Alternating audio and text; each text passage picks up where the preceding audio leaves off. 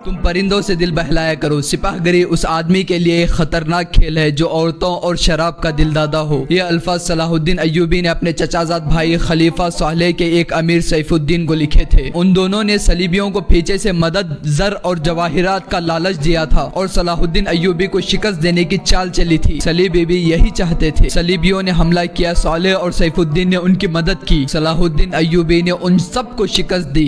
امیر safe الدین اپنا مال و متاع چھوڑ کر بھاگ گیا۔ اس کے ذاتی خیمے سے رنگ برنگے پرندے اور جوان رقاصائیں، گانے والیاں، شراب کے مٹکے ملے۔ صلاح الدین ایوبی نے ناچنے والیوں کو، پرندوں کو، گانے والیوں کو رہا کر دیا اور امیر سیف الدین کو اس مضمون کا خط لکھا: تم دونوں نے کفار کا ساتھ دے کر میرا نام و نشان مٹانے کی ناپاک کوشش کی، مگر یہ نہ سوچا کہ تمہاری یہ سازش عالم اسلام کا نام و نشان بھی مٹا سکتی ہے۔ تم اگر مجھ سے حسد کرتے تھے تو مجھے قتل کرا دیا ہوتا۔ تم مجھ پر 2 قاتلانہ حملے کر چکے ہو، دونوں ناکام رہے۔ اب ایک اور کوشش کر دیکھو، شاید کامیاب ہو جاؤ۔ اگر تم مجھے یہ یقین دلا دو کہ میرا سر میرے تن سے جدا ہو جانے کے بعد اسلام اور زیادہ سر بلند ہوگا، تو رب کعبہ کی قسم میں اپنا سر تمہارے تلوار سے کٹا دوں گا اور تمہارے قدموں میں رکھ دینے کی وصیت کروں گا۔ میں تمہیں بس یہ بتا دینا چاہتا ہوں کہ کوئی یہودی اور صلیبی مسلمان کا دوست نہیں ہو سکتا۔ تاریخ تمہارے سامنے ہے، اپنا ماضی دیکھو۔ یہ یہودی اور صلیبی جیسے اسلام دشمن تمہارے دوست صرف اس لیے بنے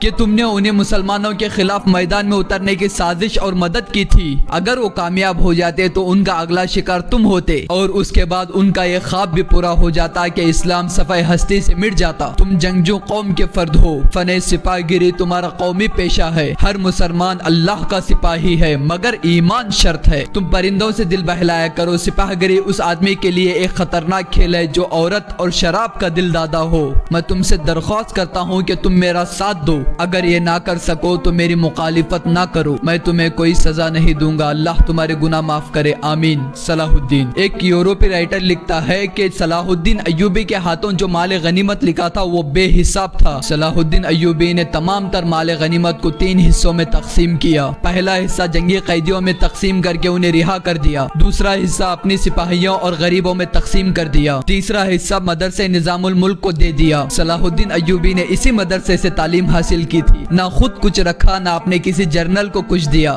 اس کا نتیجہ یہ ہوا کہ جنگی قیدی رہا ہو کر صلاح الدین ایوبی کے کیمپ میں جمع ہو گئے اور ان کی اطاعت قبول کر کے اپنی خدمات ان کی فوج کے لیے پیش کر دی۔ اب صلاح الدین ایوبی کی کشادہ دلی اور عظمت دور دور تک مشہور ہو گئی۔ اس سے پہلے حسن بن صباح کے پر اسرار فرقے فدائی، جنہیں یورپی مورخوں نے قاتلوں کا گروپ لکھا ہے، صلاح الدین ایوبی پر 2 بار قاتلانہ حملہ کر چکے تھے، لیکن رب کو اپنے اس مرد مجاہد سے بہت کچھ کام لینا باقی تھا۔ دونوں بار ایک ایسا معجزہ ہوا کہ یہ اسلام کا محافظ بال بال بچ گیا۔ ان پر تیسرا حملہ اس وقت ہوا جب وہ اپنے مسلمان بھائیوں اور صلیبیوں کی سازشوں کی چٹان کو ریزہ ریزہ کر چکے تھے۔ امیر سیف الدین میدان سے بھاگ گیا تھا، لیکن وہ اپنے دل میں صلاح الدین ایوبی کے خلاف کینہ اور حسد پالتا رہا۔ اس نے حسن بن صباح کے قاتلوں کے گروپ کی مدد لی۔ یہ گروپ ایک مدت تک اسلام کے آستین میں سام کی طرح پلتا رہا۔ اس گروپ کے بارے میں بتا دوں، ایک حسن بن صباح نام کے آدمی نے اصل اسلام کو چھوڑ کر نبیوں اور پیغمبروں کی عظمت حاصل کرنے کا منصوبہ بنایا۔ وہ اپنے آپ کو مسلمان ہی کہتا تھا، لیکن ایک ایسا گروپ بنایا تھا جو جادوئی طریقوں سے لوگوں کو اپنا پیروکار بنا لیتا تھا۔ اس مقصد کے لیے اس گروپ نے انتہائی خوبصورت لڑکیاں، نشے والی جڑی بوٹیاں، ہپنوٹائزم اور میٹھی زبان جیسے طریقے استعمال کیے، جھوٹے جنت بنائے جس میں جا کر پتھر دل بھی موم ہو جاتا۔ اپنے مخالفین کو ختم کرنے کے لیے قاتلوں کا ایک گروپ تیار کیا۔ قتل کے طریقے خفیہ اور رازدارانہ ہوتے۔ اس گروپ کے ممبر اتنے چالاک، ذہین اور نڈر ہوتے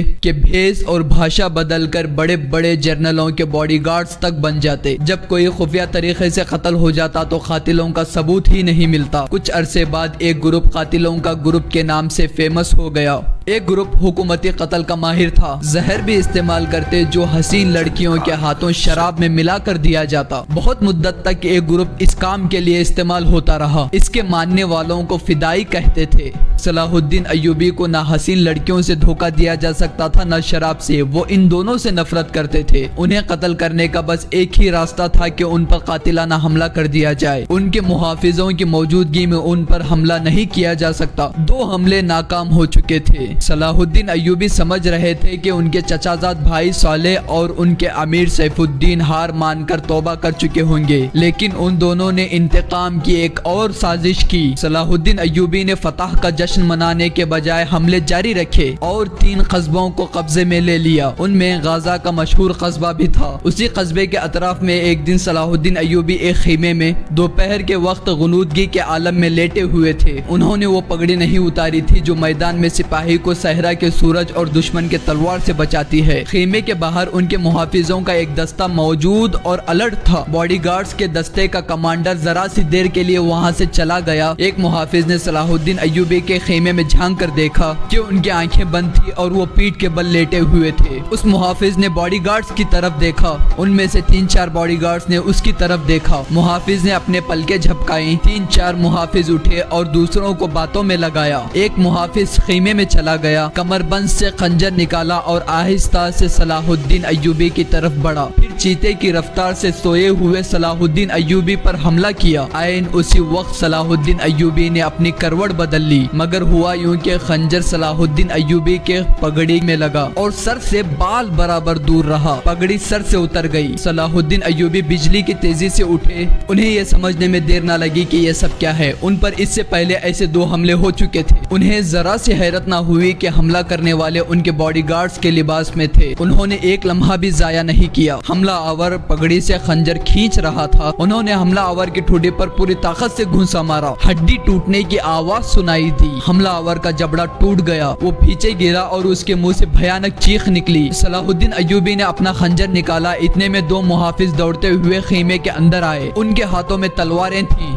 صلاح الدین ایوبی نے ان سے کہا کہ اسے زندہ پکڑ لو، مگر وہ دونوں محافظ صلاح الدین ایوبی پر ٹوٹ پڑے۔ صلاح الدین ایوبی نے ایک خنجر سے 2 تلواروں کا مقابلہ کیا۔ یہ مقابلہ کچھ ہی دیر کا تھا کیونکہ سارے محافظ اندر آ گئے۔ صلاح الدین ایوبی یہ دیکھ کر حیران رہ گئے کہ ان کے باڈی گارڈز 2 حصوں میں تقسیم ہو کر ایک دوسرے کو مار رہے ہیں۔ انہیں معلوم نہیں تھا کہ ان میں سے دوست کون ہے اور دشمن کون، اس لیے انہوں نے اس لڑائی میں شرکت نہیں کی۔ کچھ دیر بعد باڈی گارڈ میں سے کچھ مارے گئے، کچھ بھاگ گئے، کچھ زخمی ہو کر بے حال ہو گئے۔ تو معلوم ہوا کہ اس دستے میں جو صلاح الدین ایوبی کی حفاظت پر مامور تھا، اس میں 7 محافظ فدائی تھے جو صلاح الدین ایوبی کو قتل کرنا چاہتے تھے۔ انہوں نے اس کام کے لیے صرف ایک فدائی کو خیمے میں بھیجا تھا۔ اندر صورتحال بدلنے پر باقی بھی اندر چلے گئے، ساتھ ہی اصلی محافظ بھی اندر چلے گئے۔ وہ صورتحال سے سمجھ گئے اور صلاح الدین ایوبی بچ گئے۔ صلاح الدین ایوبی نے اپنے پہلے حملہ آور کی شہرک پر تلوار کی نوک رکھ کر پوچھا کہ وہ کون ہے اور اسے کس نے بھیجا ہے۔ سچ بولنے پر صلاح الدین ایوبی نے اسے جان کی بخشش کا وعدہ دیا۔ اس نے بتایا کہ وہ فدائی ہے اور اسے کمشتکن نے بھیجا ہے۔ کمشتکن صالح کے ایک قلعے کا گورنر تھا۔